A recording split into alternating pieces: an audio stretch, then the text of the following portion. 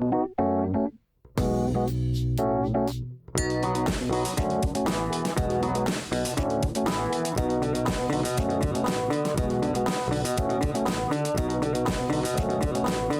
have been making wine, my family has been making wine in the Livermore Valley since 1883. And we weren't the first people to be making wine here. When we actually bought the property that we now have our winery sitting on, the vines were already planted. So we bought about 47 acres of planted vineyard and 2 acres of land for the winery itself. So if that gives you perspective, like those vines had already been in the ground for at least 3 years. So people had been, making wine in this area for a long time before we even got here. Yeah, a lot of Germans were settled in the Livermore Valley and in California in general. My great-great-grandfather actually worked in Napa for Charles Krug before coming to the Livermore Valley to settle. And the reason he settled in the Livermore Valley was because the climate was perfect, the soils were really great for wine grape growing, and there were a lot of Germans in the area, so he felt pretty comfortable, pretty at home. It definitely is sometimes overwhelming because I have such big shoes to fill. I mean, starting from the very beginning, my great-great-grandfather was just such an incredible man. When you hear his history, he was not just involved in the grape and wine industry, but also in warehousing and banking. He had his hands in almost everything. He was so well loved in the community that they actually shut down all the schools and all businesses for his funeral so that everyone in the town could come and pay their respects and say goodbye. Yeah, so we actually are right on a rail line that goes to San Francisco and out. So it was a really good place to be located if you were wanting to ship goods. So importing goods, San Francisco was a big area to send exports overseas even. So it was just a really good location in terms of how could we get things in and out of this area. And that's really what my great-great-grandfather saw when he settled here. Not only great climate, not only great soils, not only great people, but also the ability to transport goods. And still to this day, we have a really great rail line that comes through this area, goes down to San Jose, out to San Francisco, but not necessarily what we use every day anymore. Grape growing was why he came here. So that was what he initially started when he got here. But once he came here, put down roots, started his family, that's when he sort of got into a lot of different things like the banking. And he actually started the first Bank of Livermore, which then was acquired by Bank of America.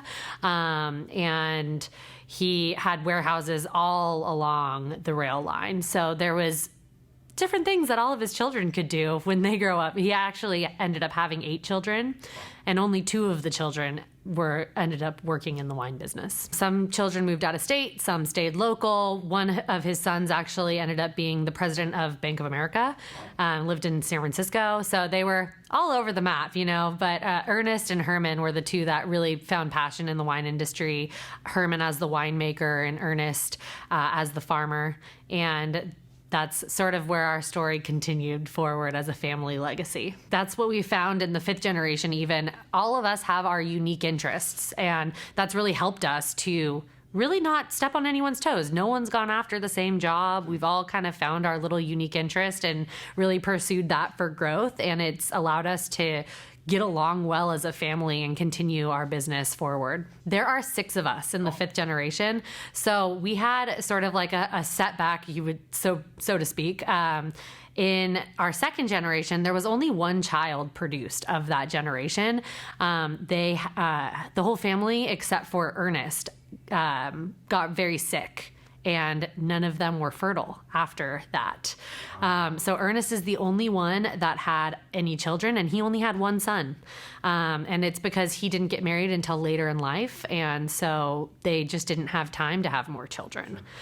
So my grandfather is the only member of the 3rd generation, and he had 3 children. So it went from 1 to 8, but really only 2 that joined the wine business, and then back down to 1 in the 3rd generation, which is probably some of the reason that we've had such a longevity of family ownership, because we've had that kind of setback to, okay, let's reevaluate. Let's make sure we're all on the same page, because we had that one scare where it was only one child that could kind of continue on our legacy.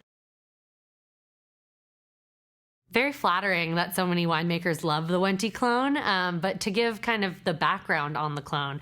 So back in 1908, my great-grandfather Ernest was going to school at University of California, Davis, and he had a professor that was really interested in Chardonnay at the time, and the professor convinced him to plant Chardonnay in our vineyard. And my great-great-grandfather Carl was all for it, really excited about it. So they planted a small amount of Chardonnay, and after the first vintage in 1912, they really loved it. And they were like, you know what, let's expand. And the professor at UC Davis actually had a contact at the F. Richter Nursery in Montpellier. So they went and got more cuttings from France and kind of interplanted those within our current block of Chardonnay. So the block was growing in size at various ages with various parent sources, which sort of makes it harder to track where all of this clonal material is coming from.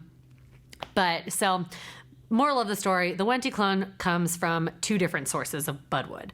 Both originated from France in where they came from, but two different areas. We actually can't trace where the 1908 Chardonnay came from in France. We just know it came from France.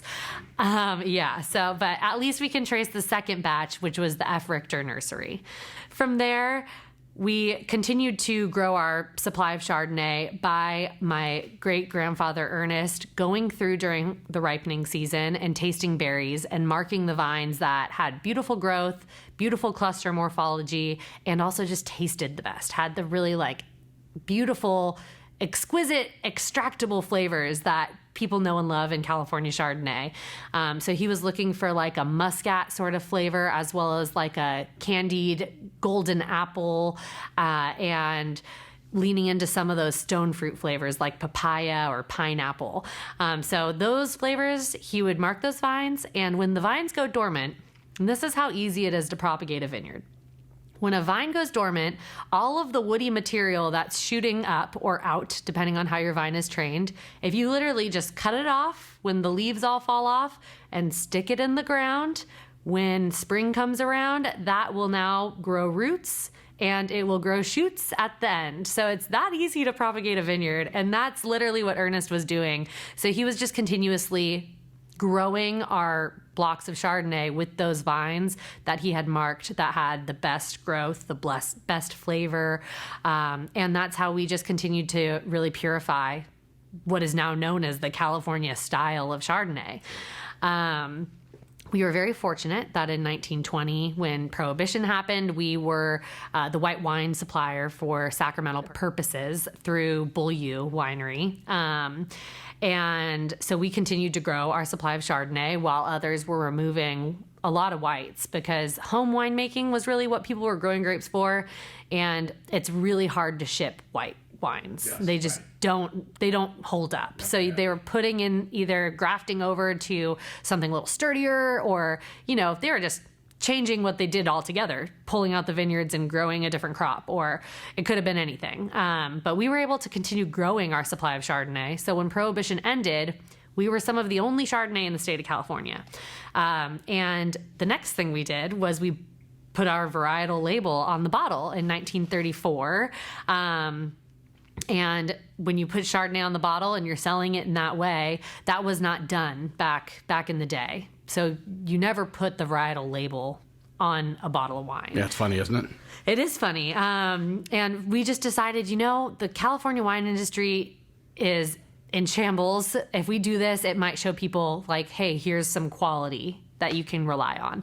And it really did, and it brought people to our property to ask for cuttings. So they were coming during dormancy and taking some wood from our vineyards, planting it in their vineyards. And that's sort of how the Wente Clone came to be. And that happened pretty much from the 30s, really escalated in the 60s, where people were coming constantly to get more and more budwood from us. And then back in the 50s, we actually provided budwood to the UC Davis Foundation Plant Services so that they could heat treat it and get rid of any viruses, and because plants, just like humans, can get sick. They live with the viruses. It's all okay, but it does create issues with the crop load. It can create issues with ripening. So when you heat treat these plants, they all of a sudden aren't sick anymore when you start to propagate them. So the UC Davis then started mass producing these heat-treated clones. And so you can actually trace back about 75% of Chardonnay planted in California to the Wente property, either through actual people coming to our property and taking budwood, or from UC Davis and their heat-treated selections. We don't charge for budwood because realistically, every year when we come in and prune, we're going to get rid of that wood anyways. Sure. So if they want to come in and take budwood, we just ask that they prune it themselves. Sure. So that was sort of our methodology. And we have always sort of felt that, if we can bring everyone in the wine industry up, it's only going to make us better. If you can get more people to drink wine, they will be drinking more of our wine too.